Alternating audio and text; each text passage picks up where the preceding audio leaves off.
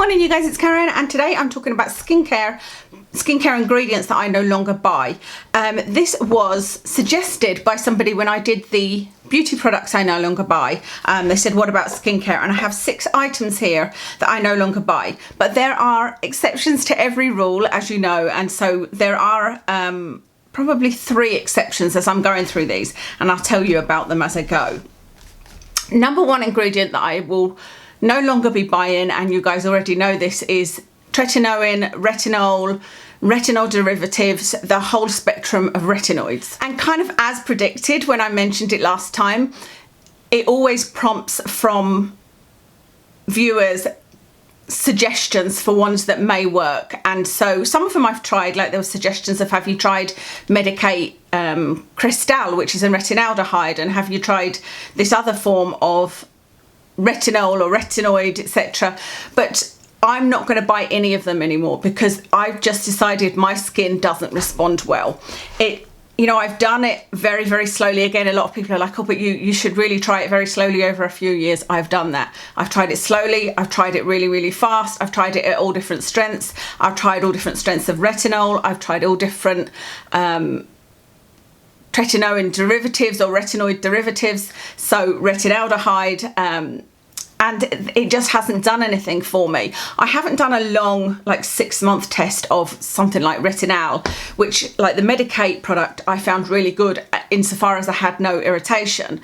And I do think it's a great product, but there's a difference between something being effective and something irritating. The problem I had with tretinoin wasn't really to do with the irritation, because using it slowly you can get over that. I didn't love the dry flaky skin, but that isn't why I'm not using it. I didn't see any results. In fact, it made me look worse. It made my hooded eyes look worse. I didn't feel that it did anything at all for my skin. The only thing, as I always say, is we don't know how worse I would have looked if I hadn't have used it. You know, maybe I'd look even worse just now. But that being said, I don't want to use any derivative of it because I feel like retinoids just don't work for my skin. Now, years down the line, once I've tried, you know, the next skincare plan, if you like, if this doesn't work, I may well revisit them. But certainly I have no intention in the future of buying any more retinols, any more retinoids, any more tretinoin. As I said, there are always exceptions, and there are 2 exceptions to this. One being if something comes out that is looks like an interesting product and has a very low level of retinol in it, to the point where I don't think it would make much difference to my skin, I might well try that to review it for this channel and to see what I think of the product in general, especially if it's mixed with other products that the other ingredients that I like. So that's one exception. And the other one, I'm not about to repurchase this at any time during the future, but I haven't long bought this. It's the ordinary Granactive Retinoid 2% emulsion. So a Granactive Retinoid is just very, very benign. I feel like it doesn't really do very much. It's not a proven ingredient. It's a very new ingredient, but it's a very interesting ingredient. But this 2% emulsion has a very low level of retinol in it. So low that it doesn't affect my skin at all, because you know that I have really bad allergies to retinol. But I just like this as a serum. So I am going to use this up, because, you know, I bought it because I like the feel of it. That's really all I bought this for. I like the feel of it as a serum, and I didn't know what I was going to use at the time. So I'm going to use this up, and then I'm going to come back and tell you what my new plan is going forward. So I've got a very specific skincare routine. Number 2 is salicylic acid. I have struggled with acne for many, many years, and actually I've just had a breakout. You can see here there was a big cystic acne spot, and it was very painful. Can't believe I'm still dealing with this at this age, but I think at the moment my hormones have kind of gone a bit haywire because I've lowered the dose of the drug that I was on for polycystic ovary syndrome, and I also think that this was caused by me eating sugar.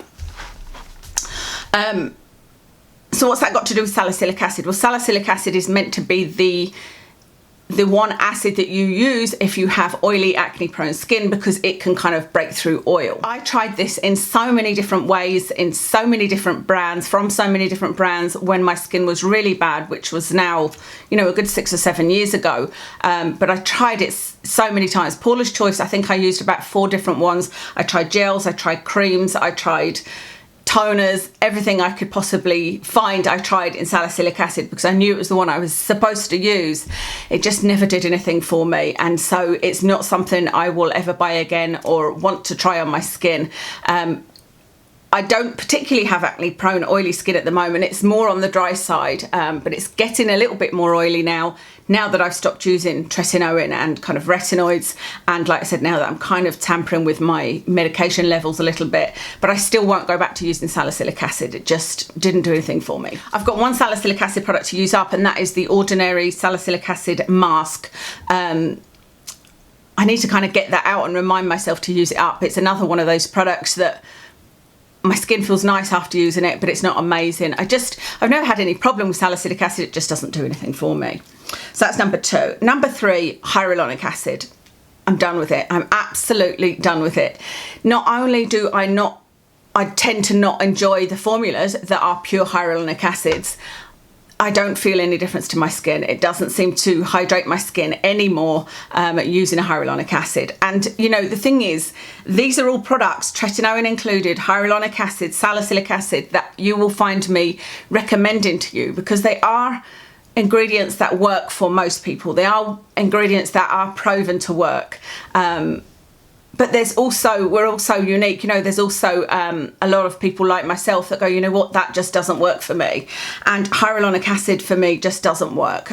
I don't know why. You know, I don't live in a dry climate. There is a school of thought that it could be drawing moisture out of your skin and making it drier. I don't know, it just doesn't work for me. The last ones I bought I got the Hada Labo hyaluronic acid, and that feels okay, but I notice zero difference in my skin when I use it. And what was the other one? I can't remember. I think I've tried some from like the cheaper brands like Superdrug, Me Plus range and whatnot, and probably the Inky List or something like that. So there is no exception to this one, other than I would buy things that had hyaluronic acid in it. I'm not saying I won't buy something that has this as an ingredient in it. I just won't buy a pure hyaluronic acid serum. So for example, there's a number 7, I think it's called a water concentrate, and one of the ingredients is hyaluronic acid, but there's lots of other lovely ingredients like glycerin, etc. And I really enjoyed that serum. Or I will use peptides, or I will use the amino acids from The Ordinary. One of my favourite things to use in skincare is lactic acid, as you guys know. That also has hyaluronic acid in it, and that works wonderfully for me. So I've got a few alternatives to that. I've just remembered there is one exception to this, and that is the NIOD MMHC, so the multimolecular hyaluronic acid complex. That is a little bit different in that it has different types and sizes of molecules of hyaluronic acid. But for some reason with that, I enjoy it a little bit more using it, but I do actually find that it does hydrate my skin. It's super, super expensive, so it's not something that I buy very often. That would be something that would really be a treat for me to buy. Number 4 is Niacin Serum. I have tried every Niacin serum known to man, and they just do not work for me. I found that one from the Inky List, you may remember, that wasn't too bad, and I felt like it didn't pill with anything, and I was like, this is it, I finally found one. But I then used some oils, I think it was, and it did sort of ball up on my skin, and I was like, no, niacin is an ingredient that I really wanted to use in my routine, but I just couldn't find the right serum. Then of course The Ordinary came out with their niacin powder, and actually niacin was another one of those that I didn't love any of the formulas that I was using. You know, they just felt like water. They didn't feel like part of a luxury routine at all. But I wouldn't have minded that if it didn't ball up on my skin. So anyway, I love the niacinamide powder so much that I've bought a second tub of it, as you can see. I did waste a lot from the first. It's not that I'm about to run out or anything. It's just I wasted a lot on different, you know, trying different things out. And I don't want to be without this because I love it. So it's not that I won't buy niacin. Again, I would happily buy something that had a little bit of niacin in it, but I would be wary of how much because of the balling up problem. But for some reason with the powder, nothing I've used it with makes it ball up on my skin, nothing at all. And I absolutely love using it because I can use it with all the different things. I've been using it with this because I'm trying to use up this Granactive Retinoid. What else have I been using it with my Hydroluron Jelly night cream. I can use it with peptides that I'll be using going forward. You know, there's a lot of things I can use that with, so I'm happy to use the niacin powder, but no more niacin serum for me. Number 5 is ascorbic acid. So I say ascorbic acid specifically because you guys know that I love the Hylamide ethylated ascorbic acid, which is a derivative of, you know, it's not actual L-ascorbic acid, so vitamin C in its strongest form. I've tried so many different ones, including the powder from The Ordinary, and it really doesn't, my skin doesn't like it. It just really flares up, has little lumps, gets red and itchy. It just doesn't feel good with any except one. Like I said, there's always an exception, and this is the exception. This is the timeless 20% vitamin C, ferulic acid and vitamin E. I'm going to use this every day until it runs out. I don't know how long it will last me, but I'm using it on my face and neck in the morning, and at the end of that I'll see how I feel my skin is. I'm going to see if it's done anything for my pores. I used to use the vitamin C in silicone from The Ordinary, and I felt that that worked really well on my pores, not just from the silicone. When I took my makeup off, my pores were still reduced, but I got to the point where I felt like it was just sort of slipping around. I don't know whether they changed the formula or whether just my skin changed, but I didn't love it as much as I used to. I tried their powder, like I said, the 23% that they do just doesn't work for me. And honestly, I haven't tried that many ascorbic acid serums because, as I always said to you, vitamin C was never something that was essential to my routine. I just didn't find that there was enough evidence for it doing anything that was important to me and my skin, you know. But I want to actually see what I think after using this, because I know this is a good one. This is a repurchase for me. I have used this before. 20% is the perfect amount. It's mixed with ferulic acid and vitamin E, which is really good. So yeah, I want to use this, see exactly what I think. Especially now I'm not using retinoids or anything else kind of really too strong, so I can see what I think of this, if it makes any difference to my pores. Brightness, hyperpigmentation, I don't really have any that I'm working on. Okay, number 6 is Azelaic Acid, and this is the exception. Let me first show you the exception. It's The Ordinary Azelaic Acid Suspension 10%. I am currently using this and have been using this for about a week. I use it actually after this, just on kind of this little area here. I just want to test this on pore size as well. And I like this as a primer. I'm going to use this just in my T-zone until this is used up. And then if there's any of this left, I will put that in my T-zone. At the moment, I'm literally just putting it here. I just want to see if it has any effect on these visible pores that have appeared. But I have tried many other products that have azelaic acid in them. No, not many others, 2 others that I can think of. And my skin was just wrecked. And I don't know whether it was the combination or the percentage. I tried the Face Theory Pore Bright, I think it's called, and it was niacinamide mixed with azelaic acid.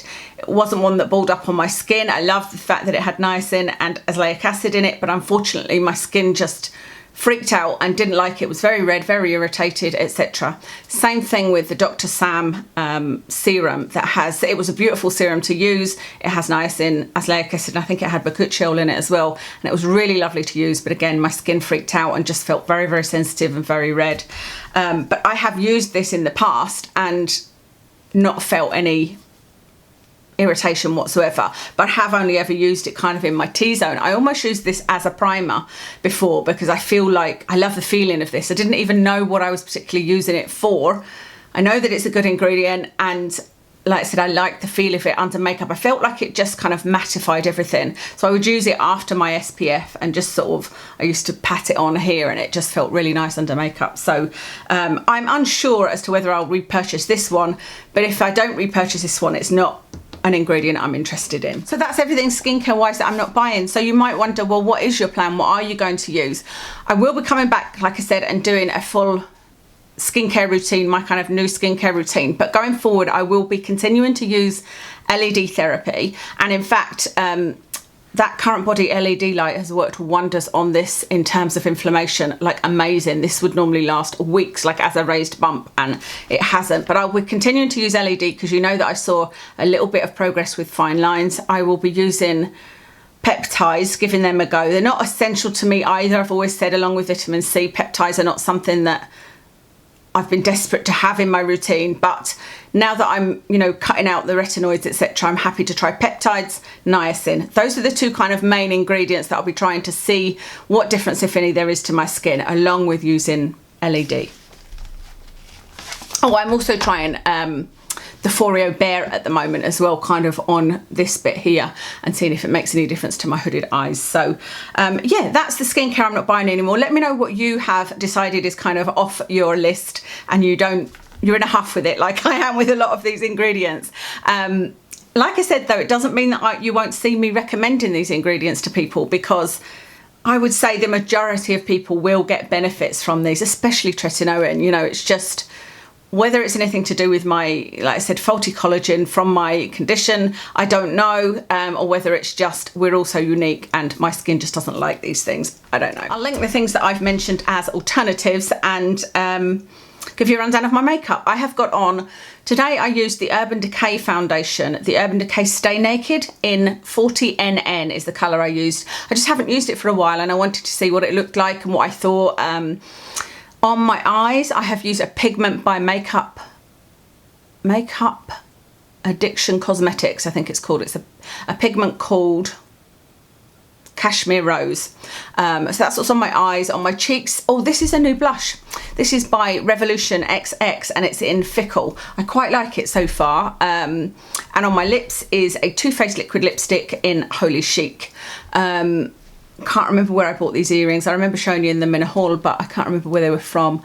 This little twist in my hair, I often get asked how I do it. I have got a video on how to do it, so I'll try and remember and link that.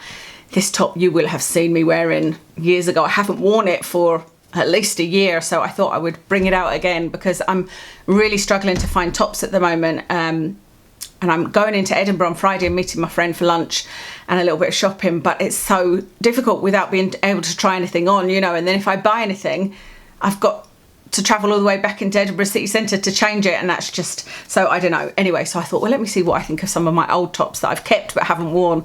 This is from Patty Boutique on Amazon. Nails as well, you guys have been commenting on my nails. Look, I'll show you something funny. This one's a different colour because I'm due to do my nails. I'm going to do them today or tomorrow, and I'm going to do them in a more sort of reddy colour, I think. But this colour is by, it's Madame Glam, and it's called OMG Pink, this one that I've got on here. But this little one is actually CND Shellac Lobster Roll. I've wanted that colour for as long as I can remember. I ordered one from Amazon, thought it's a fake because it looks very different to the actual CND Shellac ones I've got. So I sent it back, got another one from another seller and it also looks like a fake. It's very, very thin. I don't know whether it's the actual colour or not. So I just wanted to try it out on my nails and see, this is me being really lazy, if I could just paint it over this colour and get away with that for now, you know, without having to sort of file or soak off this colour I've got on. But I don't love that. So I don't know. Anyway, that's why I've got a different colour. Thank you very much for watching today. I hope that was interesting and I'll speak to you again soon.